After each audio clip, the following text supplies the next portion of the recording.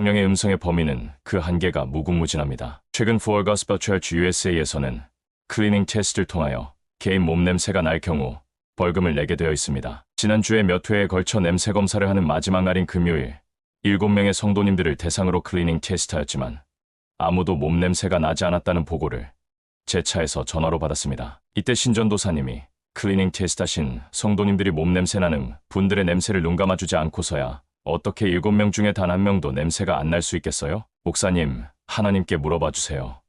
냄새가 나지 않는다고 보고하는데 누가 진짜 냄새가 나는지요? 저는 신전도사님이 하나님께 어떤 내용을 물어보라고 요청하면 대부분 요청을 수락하는데 신전도사님도 어느 정도 영적인 피를 가지고 제게 확인하는 경우가 많기 때문입니다. 저는 하나님께 질문했습니다. 하나님, 7명 중에 냄새나는 성도님이 누구입니까? 바로 응답이 내려왔습니다. 영민영 성도이다. 이때 제게 임한 응답을 신전도사님이 듣자마자 목사님, 오늘 몸 냄새를 검사한 성도님들에게 다시 요청하셔서 재검사하라고 말씀하세요. 벌금 안 나오도록 자기들끼리 봐주는 거예요. 라고 재검사를 촉구하였습니다. 저는 2명의 검사해온 성도님들에게 7명 중에 영민영 성도님의 몸 냄새를 다시 검사해달라고 차에서 전화로 요청하였습니다. 한참 후 재검사 결과를 통보받았는데 영민영 성도님에게서 몸 냄새가 전혀 안 난다는 것입니다. 이때 신전도사님이 목사님, 하나님께서 냄새 난다고 말씀하시는데 왜 그들은 하나님 앞에서 거짓말을 하고 있죠? 검사한 성도님들에게도 벌금을 때리세요.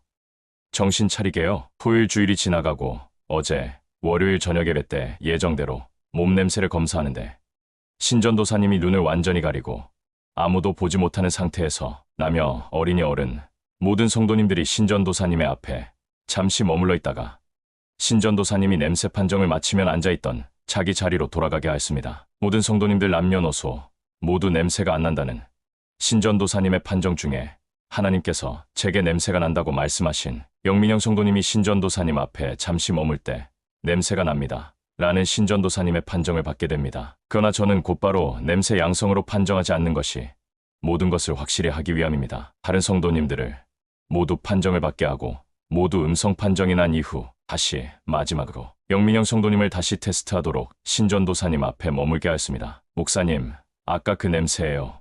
이분은 정말 냄새가 많이 나요. 모두가 탄성을 지를 수밖에 없었는데 일단 신전도사님의 후각에 예민함입니다. 우연일까요?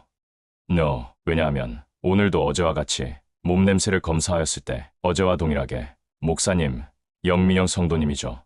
어제 그 냄새가 또 나요 라고 냄새의 원인자인 영민영 성도님을 냄새로 판정하였기 때문입니다. 그러나 더 탄성을 지를 수밖에 없던 이유는 하나님의 판정의 말씀이 증명되는 순간이었기 때문입니다. 이런 것들이 가능하다고 성경에 많이 기술되어 있습니다. 출애굽기 22장 9절 양편이 재판장에게 나아갈 것이요 재판장이 죄에 있다고 하는 자가 그 상대편에게 갑절을 배상할지니라. 양편이 물품을 맡은 자가 도둑에 의한 것이라고 분실의 이유를 주장하며 물품을 맡긴 자에게 억울하다고 함께 재판에 나갑니다. 재판장 여기서 재판장은 5번역이며 히브리어 원어는 하나님들로 되어 있습니다. 하나님들이 안에 계신 구원받은 사람이며 계시를 받을 수 있는 사람을 의미합니다. 재판장이 죄에 있다고 하는 자, 재판장이 현실적으로 제사장이건 판사이건 관계없이 하나님의 신령한 계시를 통해 진짜 범인을 잡을 수 있다는 것입니다. 갑절을 배상 범인임을 확신하고 배상을 요구합니다. 성경에 이런 얘기들은 수없이 많이 나옵니다. 아이성 패배의 원인자 아간을 잡을 때도 동일하게 오직 계시를 통하여 범인을 잡아냅니다. 만약 오늘날 이런 성경의 스토리가 이루어지지 않으면